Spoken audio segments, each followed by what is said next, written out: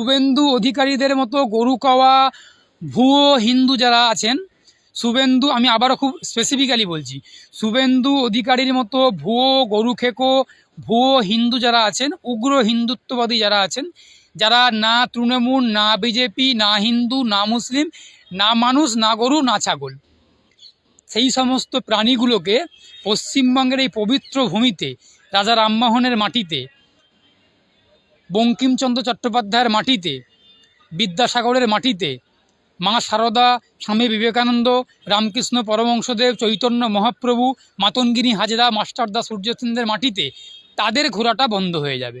বাংলার মানুষ দায়িত্ব সহকারে গরু খেকো শুভেন্দুকে এই পশ্চিমবঙ্গের মাটিতে ঘোরা বন্ধ করে দেবে।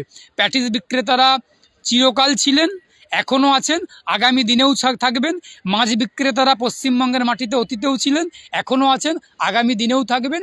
মাছে ভাতে বাঙালি, বাঙালি ঘোলা জলে মাছ ধরতে ভালোবাসে, রাঘব বোয়াল বলে বাংলায় এই প্রবাদ আছে। সুতরাং মাছের সঙ্গে, মাছকে নিয়ে একাধিক প্রবাদ রয়েছে বাংলাতে, যার সঙ্গে বাংলার একটা চিরাচরিত সম্পর্ক রয়েছে।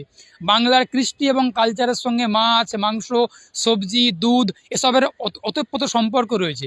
সুতরাং কেউ যদি মনে করেন, কারা যদি মনে করেন মাছ মাংস বাংলায় নিষিদ্ধ করে দেবো, বন্ধ করে দেবো, আসলে মাছ মাংস বাংলায় বন্ধ হবে না, নিষিদ্ধ হবে না, ওই ব্যক্তিগুলোই বাংলাতে নিষিদ্ধ এবং বন্ধ হয়ে যাবে। বাংলার মানুষ দায়িত্ব সহকারে গণতান্ত্রিকভাবে ওই মানুষগুলোকে বাংলাতে নিষিদ্ধ